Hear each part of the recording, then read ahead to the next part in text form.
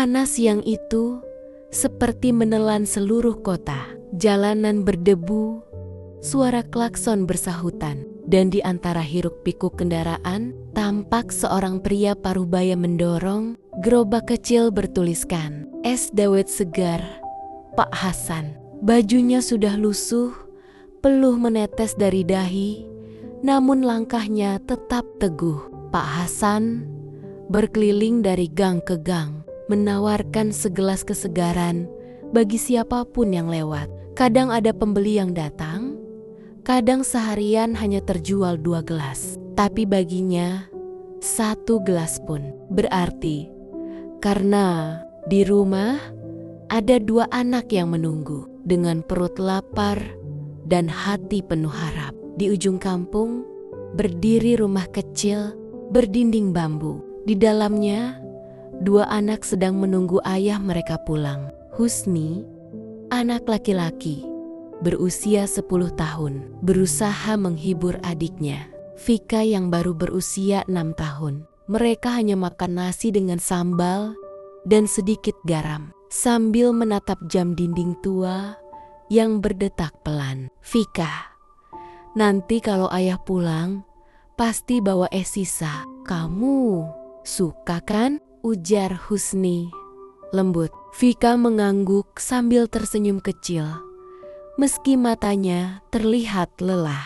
Di sudut ruangan tampak foto almarhum ibu mereka, Bu Rasti, yang meninggal 2 tahun lalu karena sakit. Sejak itu, Pak Hasan harus memegang peran ganda, menjadi ayah sekaligus ibu bagi kedua anaknya. Menjelang sore, matahari mulai condong ke barat.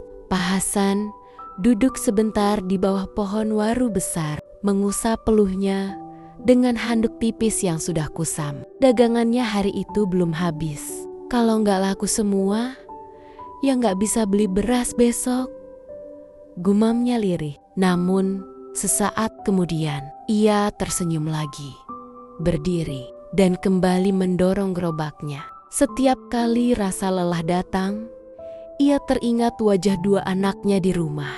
Itulah sumber semangat yang tak pernah padam. Menjelang malam, Pak Hasan pulang membawa sisa es yang belum terjual. Di depan rumah, Husni dan Vika sudah menunggu dengan mata berbinar. Ayah pulang, teriak Vika senang. Pak Hasan tersenyum, menyerahkan 2 gelas es yang ia sisakan khusus untuk mereka. Meski rasanya sudah tak begitu manis, bagi kedua anak itu, es buatan ayahnya adalah hadiah paling nikmat di dunia. Malam itu, mereka makan seadanya. Nasi, sambal, dan sisa tempe goreng dari pagi.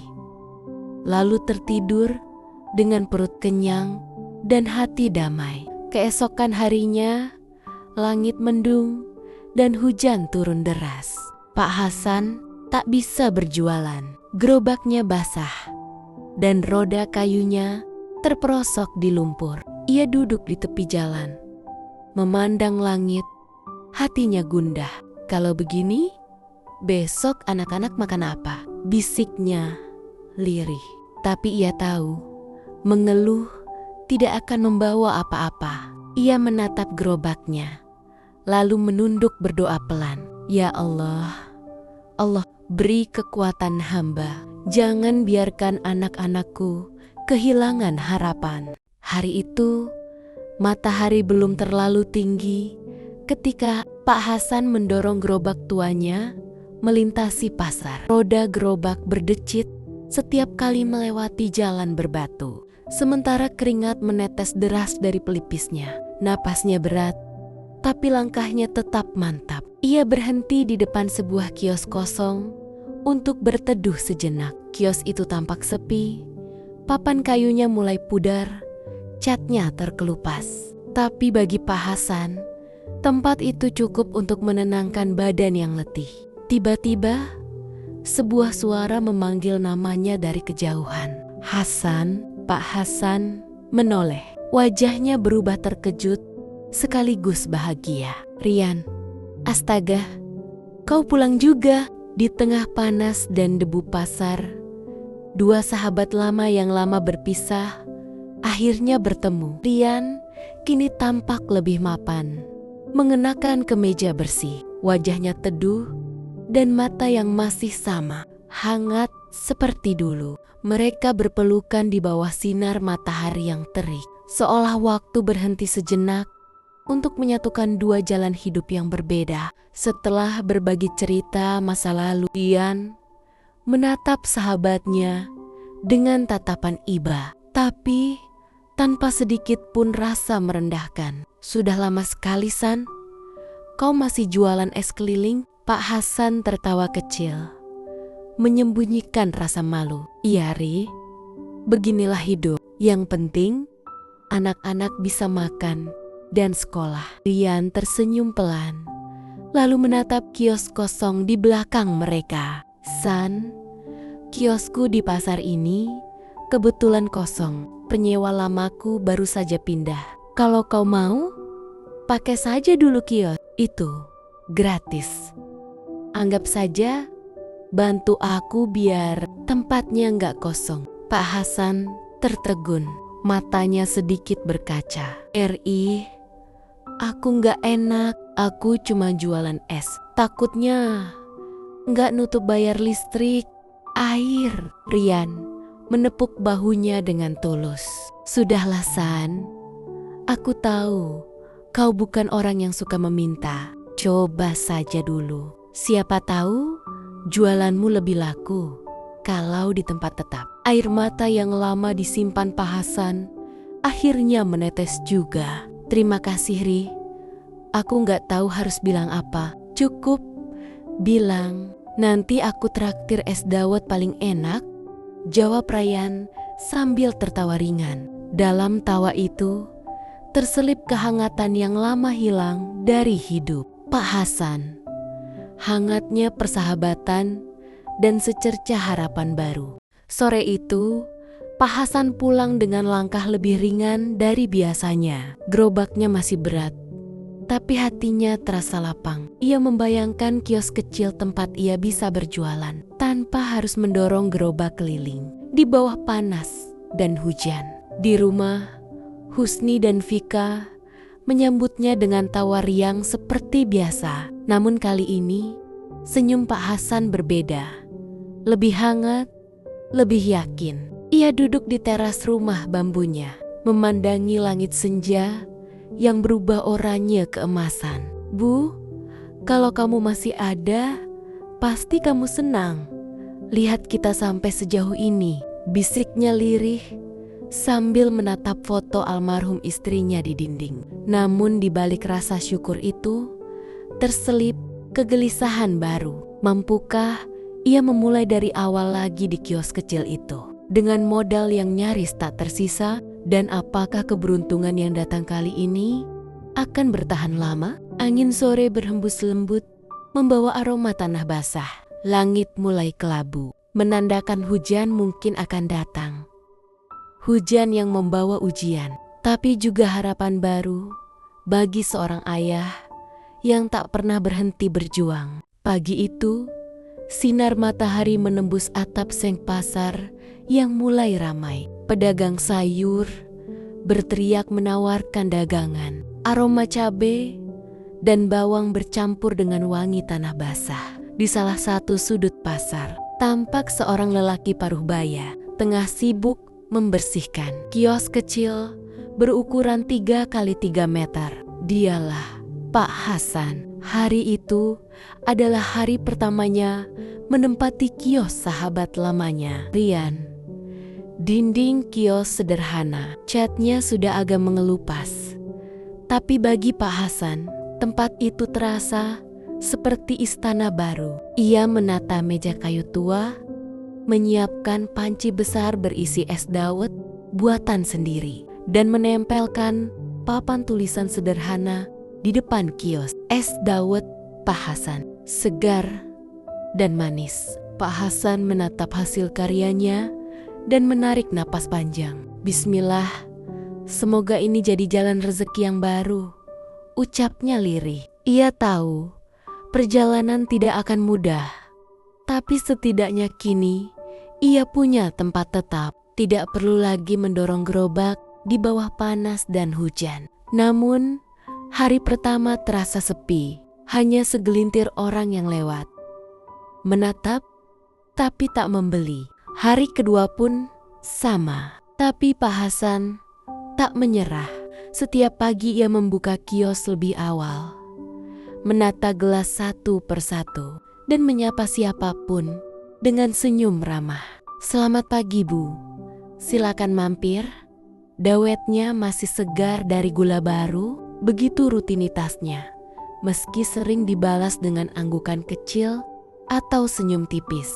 Hari keempat, matahari mulai tinggi ketika seorang ibu berhenti di depan kiosnya. "Pak, dawetnya masih enggak kok? Dari tadi saya lewat, baunya wangi banget," kata ibu itu penasaran. Pak Hasan menunduk sopan. "Masih, Bu. Baru saya buat pagi ini." Ibu itu membeli segelas, lalu tersenyum puas. "Wah, ini enak, Pak. Manisnya pas, santannya gurih," katanya sambil menyeruput. Pak Hasan tersenyum lega. Itu adalah pembeli pertamanya sejak membuka kios. Keesokan harinya, 2 orang datang membeli lagi. "Kata Bu Yani enak, Pak. Jadi kami mau coba." Dan hari demi hari, kabar tentang es dawet Pak Hasan menyebar pelan-pelan. Tukang ojek, ibu pasar, hingga anak-anak sekolah mulai mampir. Sore hari, setelah pasar sepi, Pak Hasan menghitung hasilnya dengan penuh rasa syukur. Tak banyak, tapi cukup untuk membeli beras dan lauk sederhana. Malamnya, di rumah kecilnya yang sederhana, Vika dan Husni menyambut dengan tawa. "Bapak, hari ini laku banyak ya?" tanya Vika riang. Pak Hasan tersenyum, mengusap kepala anaknya. "Alhamdulillah, Nak. Sedikit demi sedikit, tapi cukup buat kita makan dan bayar sekolah kalian." Kini setiap pagi, pasar seolah punya aroma khas. Harum santan dan gula merah rebus dari kios Pak Hasan.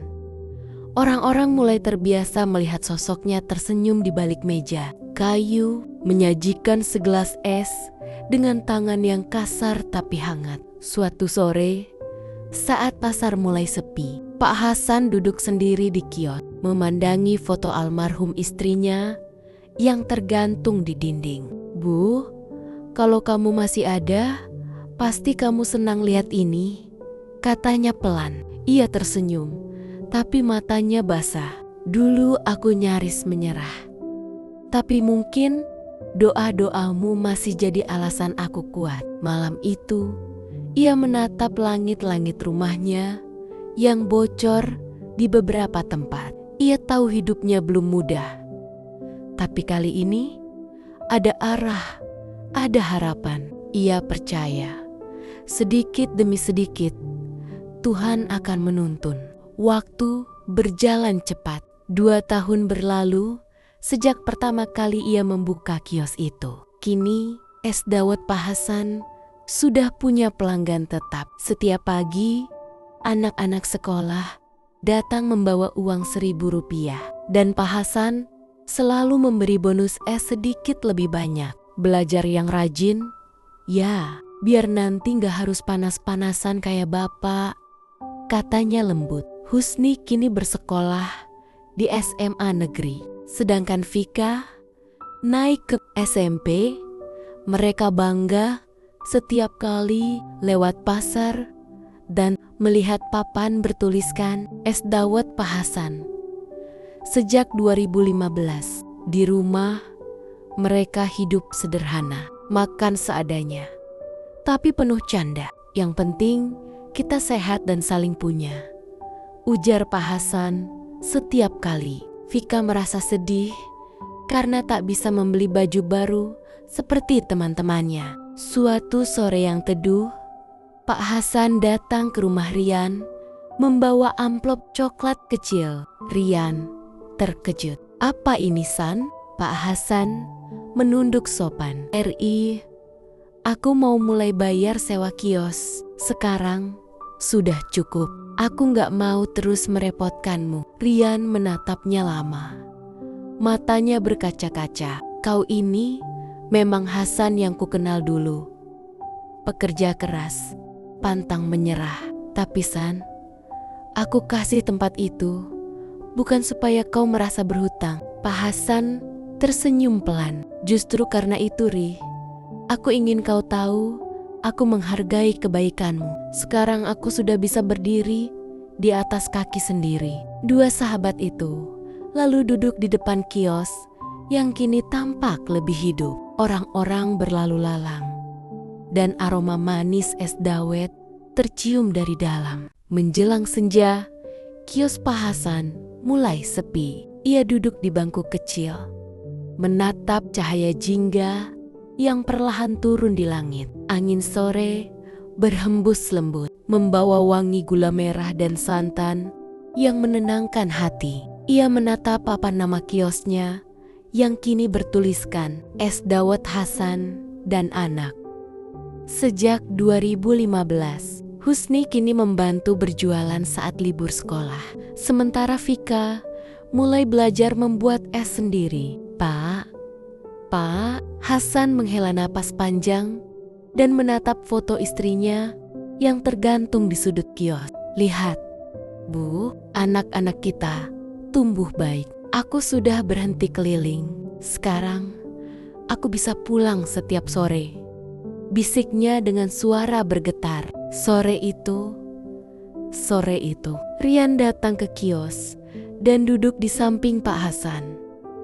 Mereka menatap langit jingga, diam dalam ketenangan. "Kadang hidup cuma butuh satu orang yang percaya pada kita." "Ya San," ujar Rian lirih. Pak Hasan mengangguk. "Iya, dan satu alasan untuk tidak menyerah." Langit makin oranye, daun-daun bergetar pelan, dan senyum hangat terpancar di wajah Pak Hasan. Dalam diam, ia tahu perjuangan panjangnya telah berbuah manis. Bukan hanya pada es dawetnya, tapi pada kehidupan yang akhirnya ia bangun dengan ketulusan.